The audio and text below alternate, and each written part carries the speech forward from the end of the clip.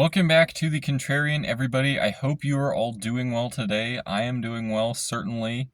Today I want to make a slightly different video than what I usually do. I'm not going to be talking about a stock I recommend, or, not that I can recommend anything, and I don't actually, but, I'm not talking about a company that I'm optimistic on. I'm not talking about, anything like that. I'm actually going to talk about the biggest mistake I've made in the last year of investing, and that is definitely Big Lots. And I was dead wrong on Big Lots. I first started looking at the company a little over a year ago, about 14 months ago. I started buying a position in Big Lots. And I'll really talk about why I did this, why I was wrong, why Big Lots ended up declaring bankruptcy, and I would just say the bottom line lessons I hopefully carry forward into the future so I don't repeat this mistake. And I'll also maybe just offer some takeaways that, hopefully can prevent you from making a mistake like this in the future.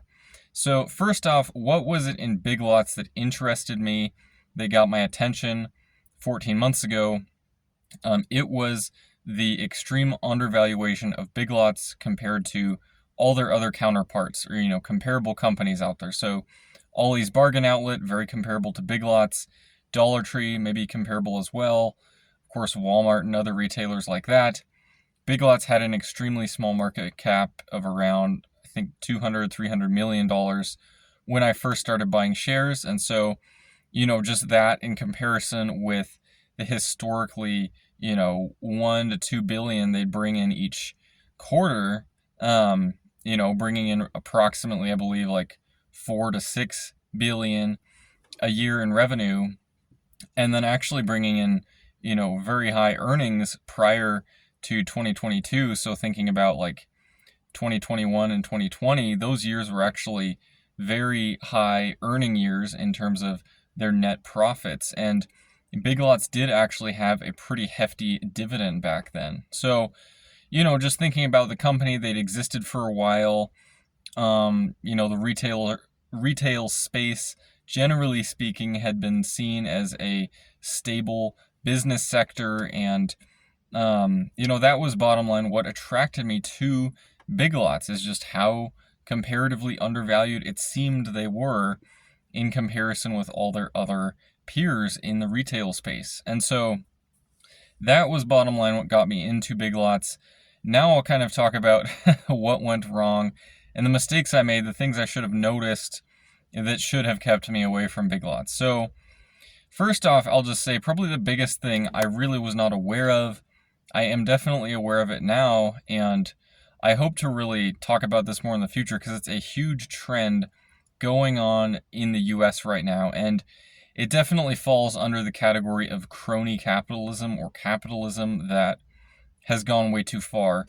And this is the reality of what private equity is currently doing right now with, a lot of different strategies that they've employed to either, squeeze money out of businesses they own to the detriment of the business, or to basically force companies to go through the bankruptcy process to then strip the companies of their assets. And, I was not aware of this process prior to Big Lots. I'm definitely aware of it now, and I do believe this is what happened with Big Lots and their eventual, so-called acquisition, or, being bought out by a private equity firm, after declaring Chapter 11 bankruptcy. But I do believe that this wasn't a sort of spur-of-the-moment decision by this private equity firm.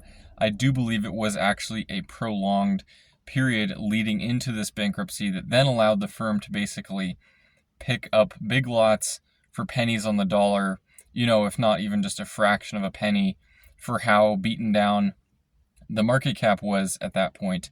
And, if you are the private equity firm that's doing that, you're definitely screwing over all the investors and likely a lot of other employees, employed by the business and things like that. And, the incentive of private equity at that point is not necessarily for the employees or the employees' pensions or benefits or anything like that, or the investors. the former investors in the business, the incentive is actually to squeeze as much money out of this business they've acquired as possible.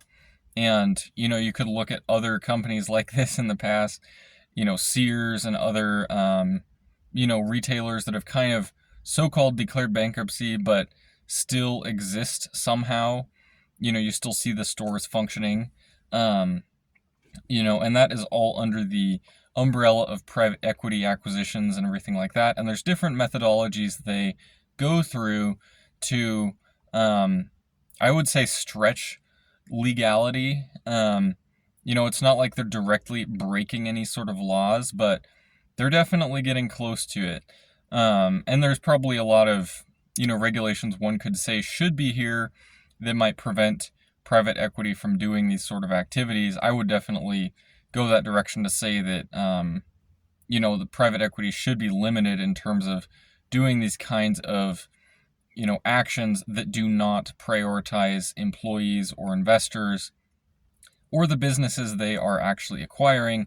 Rather, the incentive and what private equity ends up doing is stripping out as many assets and even just stripping out as much cash as they can. And so with Big Lots, what they did, looking in the rearview mirror, what is apparent what they did is, first off, starting with a lot of these sale leaseback deals, basically having Big Lots sell, their retail space and then lease it back from the purchaser to where they stay in the same location, but they are now renting. And so what that allows private equity to do is essentially just, strip out a bunch of cash out of the business right away and, or just inject a lot of cash into the business. And then what private equity can do with that cash is, get the board to basically do some sort of reverse dividend or something like that and allow private equity to actually take a lot of that cash out of the business right away, effectively just converting it from a real estate owner back into a renter. And so one could argue that might not have the best interest of the business in mind long term, but it does help private equity to pull that cash out of the business. And so unfortunately, I did not see this dynamic going on with Big Lots. And unfortunately, I also did not see the incentive of the current board of directors that were in Big Lots a year ago that are still there, the CEO, just how they really at that point did not have the incentive to fix Big Lots. They actually had the incentive to run it into the ground and go through the bankruptcy process, allowing themselves to effectively, strip out bonuses and other things like that for themselves, which they did end up doing at the bankruptcy process, which, as an investor in that business feels pretty crooked, to see them doing that. But it was something I should have seen coming, just given kind of the, I would say, overall just negligence in the board and seeing quarter after quarter come out where the CEO and others would just make kind of dumb remarks and make stupid mistakes throughout the quarter as well, where you're just thinking like, dang, that was a bad quarter they had. It shouldn't have been this way. There were easy things they could have done to not make these mistakes. And so, thinking about that process and just how it was almost like too many red flags keep coming up to where you're like, oh, they're not accidentally making these bad mistakes. They are actually intentionally running this business into the ground. And so, in the rearview mirror, I can see that's what ended up happening with Big Lots. And, bottom line, I would say the takeaway for myself, hopefully for a lot of other people out there, is don't be lured in by something being at rock bottom valuations, because maybe it's there for a good reason. And, one past success, a big success of mine that I had with this was in the whole GameStop story. I did get into GameStop extremely early, probably 8 months early, before the actual squeeze happened. And I think that, even though that was an amazing success for me, I think that one success may have set me up for this failure in that, looking at GameStop where it was prior to the squeeze, it was also in a very similar position to Big Lots. Unlike Big Lots, though, I don't think it was being kind of having a dead horse stalk, private equity, someone stalking it, trying to get it to run into the ground kind of a story. I think Big Lots was in a different position than GameStop. And obviously, Big Lots never had over 100% of the shares being short.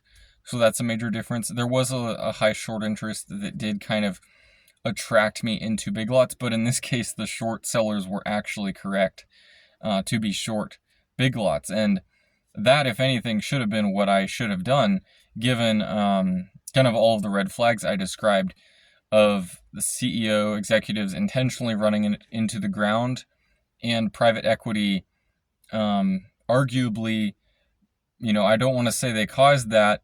That would definitely be fraud if they did cause that directly, but private equity kind of watching and scooping it up right after the fact. So it's kind of these two main things that ended up going wrong. And, bottom line, I would say I will hopefully carry this forward into the future for myself. I hope that you guys can kind of learn these lessons from me too, is that, don't be attracted to something just because it's at a rock bottom valuation compared to its peers. Don't be attracted to something, even if it's an established business that's been around for a really long time, because, things change and businesses still do come and go. I mean, Sears was also very established. It also declared bankruptcy, and Big Lots did too. I would say another obvious thing is if it appears like they're going to declare bankruptcy, they almost certainly are going to. So, one mistake I made is, even though these red flags kept coming up, it was like, okay, they still can turn this around. At least that was what I was thinking. When in reality, it's kind of like the obvious direction it was going was where it was going, and that was going to bankruptcy. So, unfortunately, I did not see that in time. It doesn't set me back hugely in my portfolio. Thankfully, everything else I've invested in has done really well, and so thankfully this is the only big mistake I've made in the last year. But nevertheless, I do not want to make this kind of mistake again, nor do I want any of you to make it. And so I'm making this video, and there are past videos I made on Big Lots, at the time, explaining why I was bullish on it. This is, I think, kind of a hopeful ending to the Big Lots story, at least for me. I hope to really learn from this experience. I hope all of you can learn from it as well. And definitely there is more that I will cover in the future on the role that private equity is playing in a lot of these bankruptcy stories, so-called bankruptcies, companies that have existed for a while, due to bad management, due to inflation or whatever, the economy, they end up going bankrupt, and then they still exist somehow in the economy. They still come back, and they still kind of remain the same quality of stores as what they always were. And so, there's a big story here with what private equity is doing right now in the U.S. economy. It's not capitalism. It's definitely a form of crony capitalism, what is going on with private equity. And, something should definitely be done about it. It's something I should have definitely seen beforehand. And I'm kicking myself for not seeing it earlier, but at least I can see it now. And, I'd like to hear what all of you guys think about this. The comments